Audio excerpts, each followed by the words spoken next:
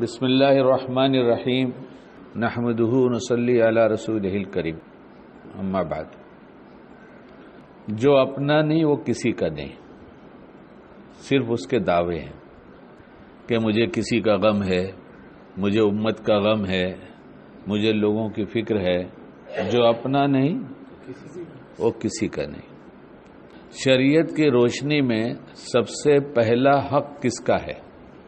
اللہ کے رسول کو چھوڑنے کے بعد۔ وہ تو الگ ہیں، ان کے ساتھ تو تعلق جو ہے سبھی امت جانتی ہے کہ اپنی جان سے زیادہ بڑھ کر وہ عزیز ہوں۔ اس کے بعد اس دنیا میں سب سے زیادہ پہلا حق کس کا ہے؟ کس کا ہے؟ پہلا حق اپنی جان کا ہے۔ پہلا حق اپنی جان کا ہے۔ اس کے بعد پھر جس کے ساتھ جیسے رشتے ہوں، اور ماں باپ کا تو حق بڑا ہے۔ تو جو اپنا حق ادا نہ کر سکے، مسئلہ بیان کا نہیں ہے، مسئلہ صرف باتوں کا نہیں ہے۔ مسئلہ یہ ہے کہ ابھی امام صاحب نے پڑھا، جس کا مطلب یہ نکلتا ہے حساب کرو، ہے نا؟ کچھ کیا ہے حساب؟ اپنا حساب کر لو اس سے پہلے کہ تمہارا حساب لیا جائے، یہی مطلب تھا۔ یہ خطبے میں بات آئی۔ ہمارے پاس سب کا حساب ہے، کون کتنا کم ہے یہ سب کا حساب ہمارے پاس ہے۔ وہ حساب میں اماں بھی ہیں، ابا بھی ہیں، وہ بھی کتنے کم ہیں۔ بیوی کے آنے سے پہلے وہ ان کا مرتبہ بڑا تھا، بیوی کے آنے کے بعد اب ابا اور اماں کی کمیاں کتنی اب کھلی۔ ایک نوجوان نے شادی کے بعد مجھ سے کہا کہ اب پتہ چلا، ایسا جملہ کہا کہ مجھ سے دوہرا ہی نہیں سکتا کہ میرے اماں ابا کیسے ہیں، میں وہ لفظ دوہرا نہیں سکتا، ایسا خراب جملہ کہا۔ اور اگر اپنی شادی سے پہلے اپنے بھائی کا نکاح ہو گیا اور بھابھی آ گئی تو ابھی تک اماں ابا اچھے ہیں اور بھابھی خراب ہیں۔ یہ حساب کتاب سب کے پاس موجود ہے الا ماشاءاللہ۔ اور جب اپنی بیوی آئی تو اماں ابا بھی خراب ہو گئے اور بھابھی بھی خراب ہو گئی۔ تو حساب کتاب ان لوگوں کا ہوگا ہم سے یا ہمارے بارے میں؟ حساب کتاب کس کا ہوگا؟ اور آج جو خطبے میں کہا گیا تو اب ہم غور کریں، کبھی اپنا حساب لگایا یا لوگوں کو ہی ناپتے رہے؟ لوگوں کا حساب ہمارے پاس ہے، سب کا حساب ہے، پڑوسی کا ہے، رشتہ داروں کا ہے، اور حساب نہیں ہے تو اپنا نہیں ہے۔ اور یہ حساب کتاب ایک ایسی چیز ہے جس کو اللہ نے بندوں کو بنایا تو جانتا ہے میرے بندوں سے بھول چوک ہوگی حساب کتاب کے بارے میں۔ کاروبار میں حساب کتاب میں بھول چوک ہو جائے تو خسارہ ہے، اور زندگی کا حساب کتاب نہ لگائے تو بہت بڑا خسارہ ہے۔ تو قرآن پاک میں جتنی سورتیں، جتنی آیتیں ہیں، نماز میں کہیں سے بھی پڑھ لو تو ہو جائے گی نماز، لیکن سب سے پہلے کیا پڑھنا ہے؟ اس کے بعد کچھ بھی کہیں سے پڑھو۔ سورہ فاتحہ سب سے پہلے کیا پڑھنا ہے؟ اس کے بعد پھر کہیں سے پڑھو۔ یہی ہے نا مسئلہ، یہی ہے نا۔ اس میں کیا کہا گیا؟ مالک یوم الدین۔ یہ اس کا مطلب ہماری زبان میں ایک سیدھا سادہ یہ نکلتا ہے، حساب کتاب کے دن کا مالک۔ یہ صحیح ہے سوچنا؟ حساب کتاب کے دن کا مالک۔ یہ کتنی رکعت پڑھتے ہیں صبح سے لے کے شام تک؟ ہر نماز میں اس کا پڑھنا ضروری ہے۔ پڑھنے کے بعد بھی ہمیں یہ سمجھ میں نہیں آتا کہ ہمارا حساب کتاب ہو رہا ہے، ہمارے سامنے ہے، ہم نفع میں ہیں، نقصان میں ہیں، اعمال مال کے اعتبار سے تو حساب کتاب سب کو آتا ہے، اعمال کے اعتبار سے کیا ہے؟ اور خصوصاً نماز میں کیوں کہا گیا کہ اس کو پڑھو؟ اس لیے کہ 5 وقت کی نماز مختلف اوقات میں اللہ اپنے گھر میں بلاتے ہیں۔ ان کی شریعت چاہتے تو کہہ دیتے جب تم کو فرصت ہو جائے تو ایک ساتھ 3 رکعت پڑھ لینا، لیکن ایسا نہیں فرمایا۔ سو کے اٹھو تو آؤ، صبح آؤ، اور طلوع سے پہلے آؤ، اور طلوع اپنے وقت پر ہوگا، وہ ٹلے گا نہیں۔ تو اس سے پہلے دل کی کیفیت کچھ اور ہوتی ہے. تو کیا طلوع سے پہلے آؤ گے تو کسی اور کیفیت کے ساتھ آؤ گے. پھر زوال کے بعد آؤ. یہ زوال بھی عجیب بات ہے. تاکہ طلوع سے پہلے جو بلایا تھا، اب زوال سے پہلے دیکھو حساب میں تمہارے زوال آ رہا ہے یا عروج آ رہا ہے.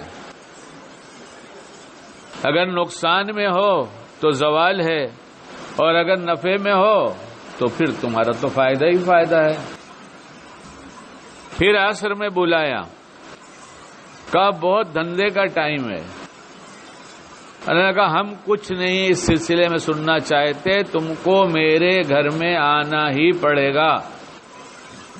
اور اللہ کے گھر کی اتنی بڑی عظمت ہے، جس کو بلا لیا گیا، جو آ گیا وہ سعادت مند ہے. اور جو کہتا ہے جاؤں گا تھوڑی دیر کے بعد، تھوڑی دیر کے بعد، تھوڑی دیر کے بعد، اس کا مطلب یہ ہوا کہ اس کا جی دکان پر دھندے پر زیادہ لگتا ہے، مسجد میں کم لگتا ہے. اس کا یہ مطلب ہوتا ہے. دوستوں میں زیادہ لگتا ہے اور مسجد میں کم لگتا ہے. اگر دنیا کا کوئی بڑا حاکم 11 بجے بلائے اور بہت بڑا حاکم ہے اور ہم پر مہربانی کیا کہ اس نے کہا آؤ بتاؤ تمہارے کتنے پرابلمز ہیں، 11 بجے آ جانا، تو کوئی 11:15 بجے 11:05 پہ جائے گا یا پہلے پہنچے گا؟ اللہ سے بڑا کون ہے؟ سارے مسئلے کا حل کہاں ہے؟ اس کے گھر میں جب اس نے بلایا، اذان ہو گئی، بلایا آؤ میرے گھر میں آ جاؤ. کیا ملے گا؟ فلاح ملے گی. کیا مطلب؟ دنیا اور آخرت کی تمام کامیابی یہاں ملے گی. اب نہ دکان پہ، نہ دھندے پر، نہ نوکری پر، نہ سروس پر، نہ گراہک کے پاس. ہاں ہے دھندا کرنے والے، ہیں دھندا کرنے والے. مرنے والوں میں ہمارے چچا بھی مر گئے، اللہ ان کی مغفرت فرمائے. میں چھوٹا تھا، اتنا بڑا تھا جب سے دکان میں بیٹھتا تھا. میں یہ بچہ ہے نا، یہ اس سے بھی چھوٹا تھا جب سے بیٹھتا تھا. تیسری کلاس میں تھا. تیسری کلاس کا بچہ کتنا بڑا ہوتا ہے؟ ابا کہتے چلو دکان پر. تو آج سمجھداری میں وہ کہیں گے تو جان جل جاتی تھی. ارے کیا یار، ابھی میرا کھیلنے کا ٹائم ہے. کھیلنے بھی دیتے تھے، ایسا نہیں کہ کھیلنے نہیں دیتے تھے، لیکن بیٹھنے کی عادت لگائے دکان پر. اور جیسے جیسے بڑا ہوتا ہو گیا ویسے ویسی کوئی ڈیوٹی بڑھتی چلی گئی. کھانے کی چھٹی دینا ہے، آج تمہارے اسکول نہیں ہے، جاؤ ذرا ابا کے پاس بھیج دو گھر پہ. تو ہمارے چچا کبھی کبھی یہ کہتے تھے، کام دھندا کرتے کرتے، اناج کی دکان تھی اور لوگوں کو اعتماد تھا، دھندا اچھا تھا، نہ بہت مالدار تھے نہ فقیر تھے، کھا پی لیتے تھے اچھا. تو جب گراہک زیادہ ہوتے تھے تو مشغولی زیادہ ہو جاتی تھی. اچانک کہتے شکیل ذرا دیکھو کتنا بجا ہے. اس وقت سب کے ہاتھ میں گھڑی نہیں ہوتی تھی. اب گھڑی سب کے پاس ہے، ٹائم کسی کے پاس نہیں. گھڑی سب کے پاس ہے، ٹائم کسی کے پاس نہیں. اپنا حساب لگا لیں. نماز میں اپنا حساب رہے گا، نماز کے باہر اور نماز پڑھ کر ہوگا تو سب حساب لگائے گا گھڑی کے بغیر بھی. تو ہماری دکان میں سے نکل کر سڑک پر، ایک دم روڈ پہ ہی دکان تھی، تو فٹ پاتھ پہ جا کر آگے سے بڑھ کر دیکھتے تھے تو بائیں طرف گھنٹا گھر کہا جاتا تھا، راجہ برلا گھنٹا گھر. چیریٹی کا ہاسپٹل تھا اور ایک بڑا سا ٹاور جیسے قطب مینار ہے نا، ایسے خوب اونچا، اتنا نہ ہوگا، دور سے دکھائی دے. تو میں گھڑی دیکھتا اور بولتا کہ چچا 12:10 ہو گئے. کتنے؟ تو چچا اعلان کر دیتے، ارے بھائی سنو، اب میں نہیں، ابھی میں جاؤں گا، میں جاؤں گا اور گھر جاؤں گا، استنجا وضو کروں گا، نماز جماعت کے ساتھ پڑھوں گا، پھر گھر پہ آؤں گا، کھانا کھاؤں گا، پھر تھوڑی دیر سوؤں گا، کیلولا کروں گا، اور پھر اٹھوں گا تو حقہ پیوں گا. کیا؟ حقہ پیوں گا. جس کو جلدی ہے، اتنی بھیڑ ہے، وہ کہیں اور سے لے لے، میں تو جاؤں گا۔ اب میں بچہ میں کتنا سنبھالوں گا اتنے ساروں کو؟ تو گراہکی مانے نہیں بنتی تھی۔ گراہکی بھیجا کس نے ہے؟ ہاں، اللہ بلائے ہمارے گھر میں آؤ تو ہم نے کہا نہیں، گراہک کھڑے۔ گراہک کو معلوم ہونا چاہیے کہ اس کا اللہ بڑا ہے، گراہک بڑا نہیں ہے۔ اور نہیں جاتے تو اس کو معلوم ہے کہ ٹھیک ہے، وہ نماز ایسی ہی ہوتی ہے۔ یہ تو میں نے پہلے کی ایک بات بتایا میرے بچپن کی، اور ابھی جب میرے بال سفید نہیں تھے تو میں ایک جگہ بیٹھا تھا، ان کا بڑا کاروبار تھا۔ کچھ لوگ آئے جو دیکھ کر ان کی پرسنالٹی آدمی خوش ہو جائے گا کہ کیا تندرستی ہے ان کی، اللہ کرے ہمیں تندرستی کی درستی کی فکر ہو جائے۔ ہاں، برباد ہو گئی ہماری، برباد ہوئی، ہماری نسلوں کو برباد ہو رہی ہے۔ کوئی حساب کتاب نہیں ہے، کھانے کا تو کوئی حساب ہی نہیں ہے، پکانے کا کوئی حساب نہیں ہے، کس میں پکانا ہے نہیں پوچھتے، کیسے کھانا، کیا پکانا ہے یہ نہیں پوچھتے، کس میں کھانا ہے یہ نہیں پوچھتے، کب کون سی چیز کھانا ہے نہیں پوچھتے، کس وقت نہیں کھانا ہے یہ نہیں پوچھتے، کیسے کھانا ہے یہ نہیں پوچھتے۔ نتیجہ یہ ہے کہ شیطان کہتا ہے جب تم سب ایسا کرو گے تو میرے ساتھ میری صحبت میں بہت دیر تک بیٹھو گے۔ اس کی صحبت کہاں ملتی ہے؟ اطمینان کی، جس میں ہم بزی نہیں ہوتے۔ ہمارے ساتھ تو ہر دم رہتا ہے، وہ ہے سب کے ساتھ، شیطان ہے نہیں ہے نا، لیکن ہم کہیں بزی رہتے ہیں۔ وہ کہتا ہے نہیں، فرصت سے میرے پاس آؤ۔ کسی اللہ والے کے پاس جاتے ہیں تو بزی ہو کے جاتے ہیں، فرصت سے جاتے ہیں؟ کیوں؟ کچھ لینے جاتے ہیں، کچھ دینے جاتے ہیں، کچھ دینے جاتے ہیں۔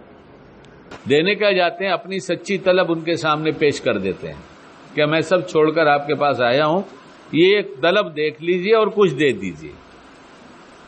اور جس کو جتنی طلب ہوتی ہے اس کو اتنا ہی ملتا ہے۔ تو شیطان نے کہا تم میرے پاس فرصت سے آیا کرو۔ تو سب سے زیادہ فرصت کب ہے؟ جب ٹوائلٹ میں جاتے ہیں۔ کہاں جاتے ہیں؟ کچھ پڑھ سکتے ہیں؟ اچھا، کوئی دوسرا کام ہوتا ہے وہاں؟ کسی کو بولتے رہتے ہیں بھائی بھلا کام کر لینا، مجھے ذرا دیر لگ رہی ہے، کہتے ہیں کبھی اندر بیٹھ کے؟ کبھی کہتے ہیں؟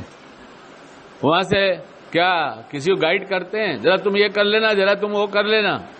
کتنی فرصت ہے بولو؟ ایک دم فرصت۔ قبرستان میں بھی جاتے ہیں تو باتوں میں لگے رہتے ہیں، اتنی فرصت وہاں بھی نہیں ہوتی جتنی ٹوائلٹ میں ہوتی ہے۔ ارے غلط کہہ رہا ہوں یا آپ لوگ تائید کریں گے؟ تو شیطان نے کہا تم کھانے کے دھوکے میں آ جاؤ تو تم کو پاخانے میں بیٹھواؤں گا اور جتنے وسوسے برے ہیں سب ڈالوں گا اور تم بچ نہیں سکتے۔ کہا ہم کو فرصت نہیں سیکھنے کی، ہم تو لوگوں کو سکھاتے ہیں، ہمارا کام تو سکھانا ہے۔ جس کو دیکھو سمجھا ہی رہا ہے، جیسے بیوقوف شکیل سمجھا رہا ہے، لیکن شکیل اپنے کو سمجھا رہا ہے۔ اپنے کو سمجھانا سب سے اچھی چیز ہے، اپنا آپ سب سے پہلے۔ ہے کوئی حساب کتاب کب کھانا، کیا پکانا نہیں پکانا ہے؟ سنو، ابھی پرانے زمانے کی بات نہیں، ابھی داڑھی کالی، اور میں کسی کی دکان پر بیٹھا تھا، وہاں 4 آدمی غالباً آئے، یاد آ رہا ہے 4 ہوں گے 5 ہوں گے، 3 تو نہیں تھے، 4 سے کم نہیں تھے، اور سب کی عمر جو ہے میں سمجھتا ہوں 60 کے آس پاس تھی، لیکن ان کو دیکھنے جیسی ان کی پرسنالٹی تھی۔